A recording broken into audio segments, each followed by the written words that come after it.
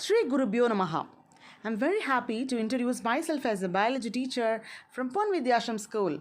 Today we are going to deal about life processes and the main topic is transportation. Transportation includes blood vessels, heart, lymphatic system.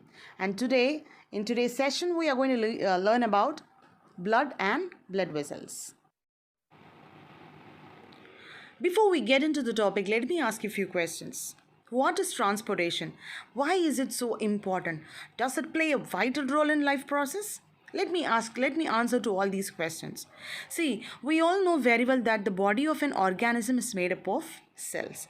So each and every cell in our body is doing some activity, isn't it? So every cell in our body requires oxygen, water, minerals, and organic food. So why do each and every cell in our body requires all these stuff? They need to survive. They need to maintain themselves to carry out so many vital activities, isn't it? So, the blood transports food, oxygen, and waste materials in our body. In ninth standard, you would have learned about blood being a connective tissue, isn't it? So, blood consists of a fluid medium called plasma in which all the cells are suspended. So, in this picture, you can see a yellow color or straw colored fluid, isn't it? So, the straw colored fluid is nothing but plasma. So in this plasma, it only all the cells like WBC cells, RBC, and platelet cells are embedded in it. So plasma is the fluid matrix. Let me show you the real picture. Here you can see it very clearly. So this is the liquid part of this is the actual plasma. It is a liquid part of the blood. It constitutes of 55% of blood and 92% of water and other solutes. Now you can ask me, ma'am, what is the use of this? What is a real function of plasma?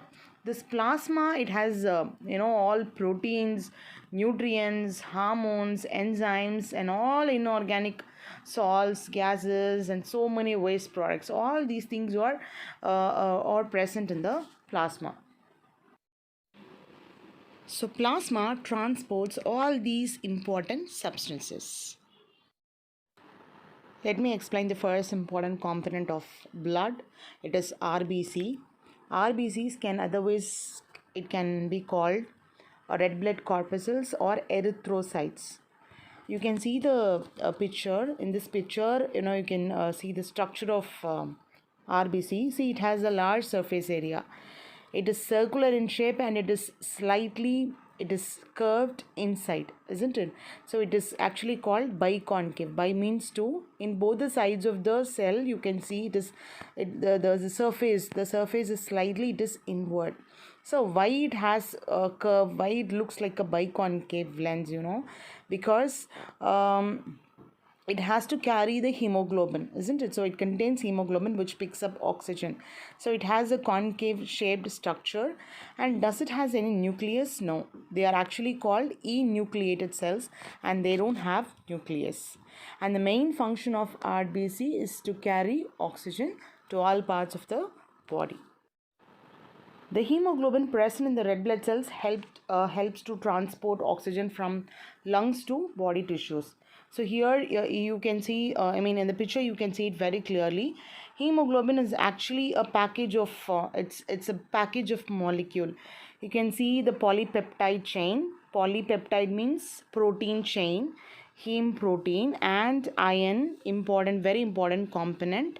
And here also you can see the oxygen molecule. Yeah, so this is actually, it is just like a package. So sometimes it also carries some carbon dioxide from body tissues to lungs, but mostly carbon dioxide is transported in a dissolvable form.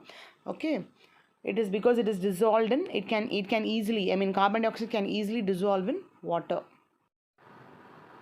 WBC is of two types, namely granulocytes, agranulocytes. Granulocytes can further be classified into three: neutrophil, eosinophil, basophil. And the ultimate role of all the three is to protect the body from foreign invasions. Okay. So why they have given a name granulocytes? Granulo represent granules. Here if you see inside the cell, granulocytes, I mean inside the cell, neutrophil, eosinophil and basophil, you can see in the cytoplasm you can see large sized granules, and the nucleus or lobulated. Lobulated means what, they have a lobe like structure, so the nucleus or lobulated. Okay, and agranulocytes, if you see, a means what, they do not have, say they do not possess granules but they possess nucleus.